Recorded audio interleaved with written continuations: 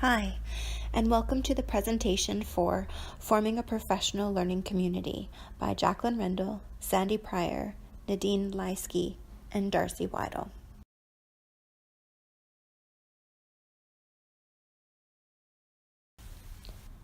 We started our professional learning community journey by looking at our inspirations. And we all recognize that during our practicum experiences, we all witnessed that social environments and building relationships affected students' engagement, achievement, and well-being. Students' overall well-being is the foundational, all-encompassing issue.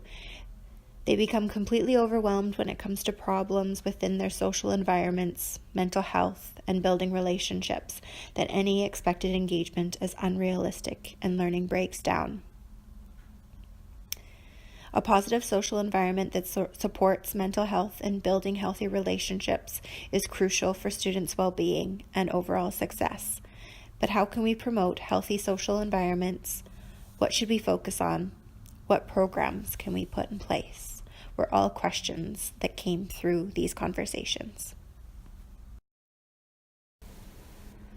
Positive social environments had been discussed in our comprehensive school health course this semester, and a quote from Alberta Education had been discussed. When students feel connected to their school community, they can have higher levels of well-being and success. Another quote was discussed. Students thrive in classroom environments where they feel understood, accepted, and affirmed. This coming from Joint Consortium for School Health. Our PLC also spoke about the outside inspirations and how kindness is a huge buzzword these days, with talk show host taglines, social media hashtags, even education pro-D workshops, books, movies, and the list goes on. We also included on this slide a video that had gone viral about the importance of kindness and everyday acts. Please take a minute to take a look.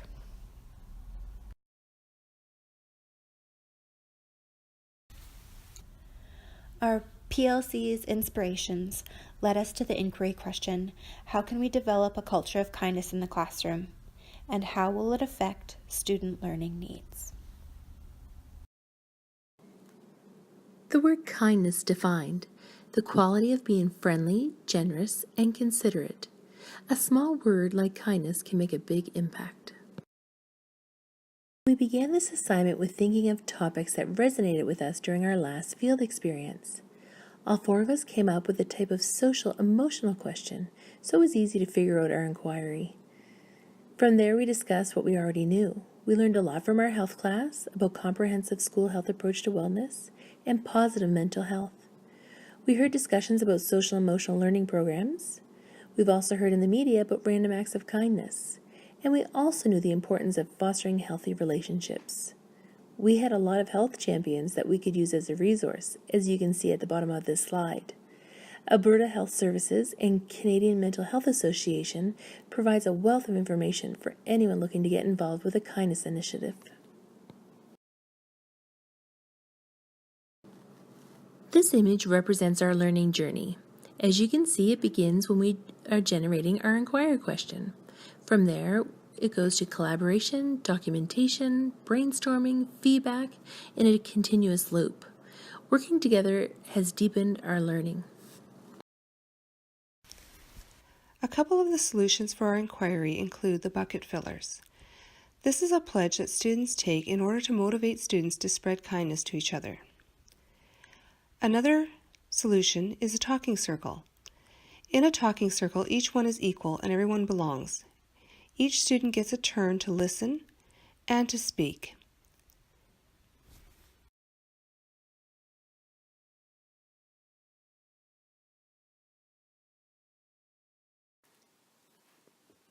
Here are two examples of initiatives that promote kindness. Roots of Empathy is a program that teaches students empathy by working with babies. Another project is the Buddy Bench, which allows all students to have someone to play with at lunch.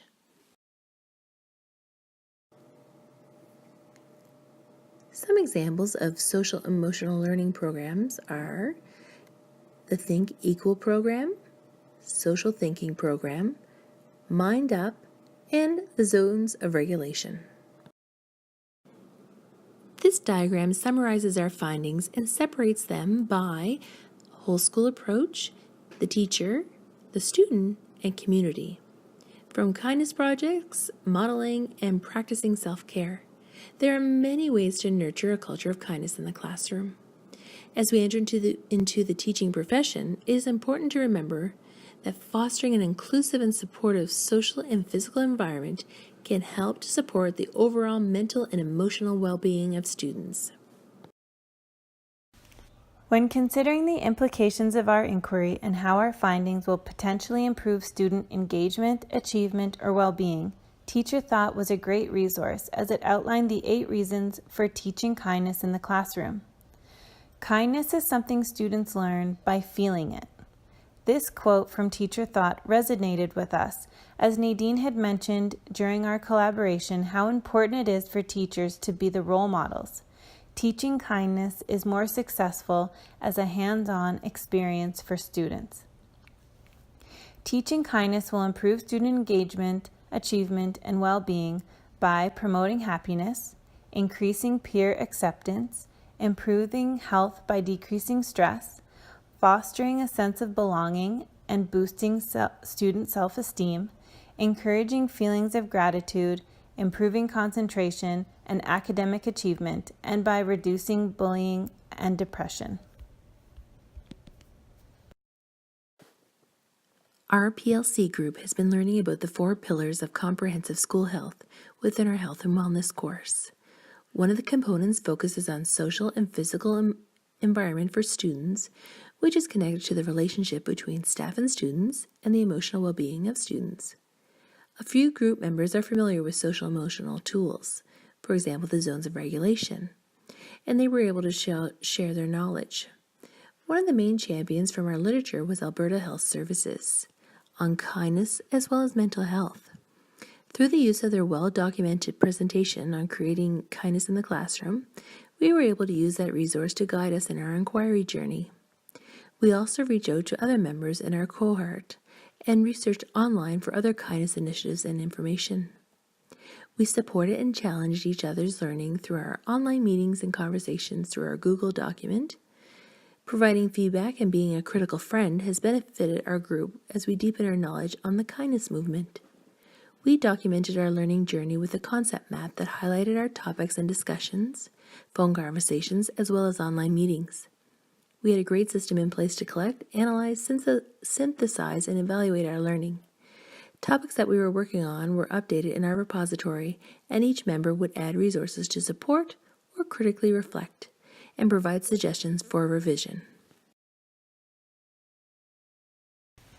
Implementing our findings will be successful through student-focused professional conversations with our future critical friends. Our findings outline how kindness in the classroom helps educators meet all the needs of their learners. As new teachers, we understand that making significant changes will be challenging in a school where there are policies and practices already in place. So, we will start small, while still making it significant. We will be role models of kindness in our schools and our classrooms for our students and our colleagues. We will need to follow school procedures, and we understand that there could be students with exceptionalities or behavioral challenges that make implementing kindness programs not as easy as initially planned, but having a variety of methods will help foster engagement. Cautions that we recommend are to take small steps, explore and test methods before fully changing or committing. The students are the focus, their well-being is the goal. So what programs you implement need to reflect diverse classrooms and different students' needs. One thing that was surprising was that some of the schools we are placed in for field are already implementing these practices naturally, while others experience scenarios where educators were not nurturing kindness in their classrooms. In fact, they were perpetuating unkind behavior.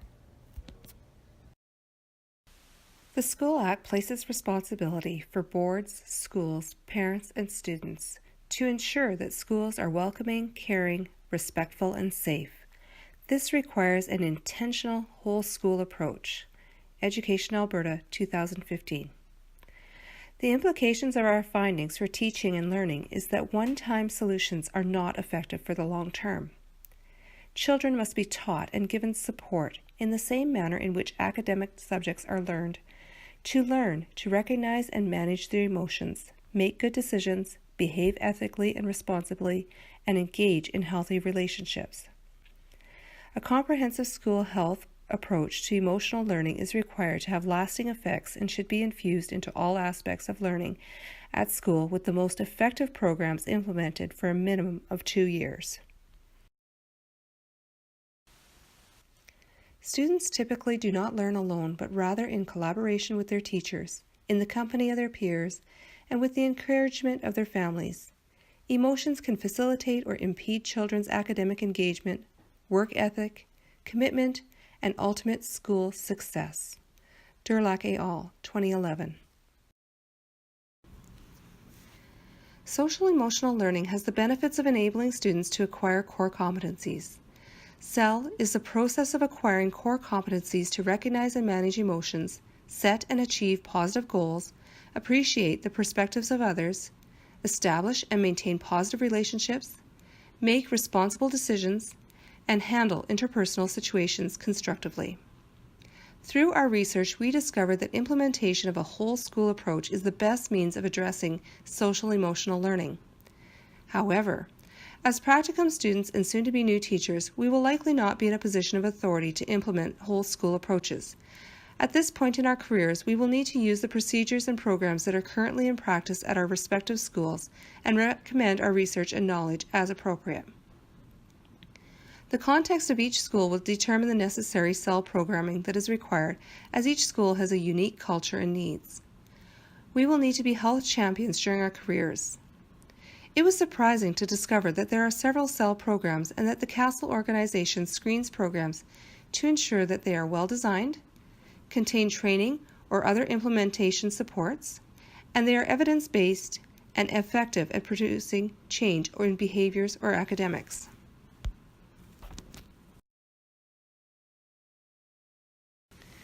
The synergy of our professional learning community resulted in deeper and rich knowledge of our research project, as each of us brought unique perspectives and a variety of experiences and research to our problem of practice.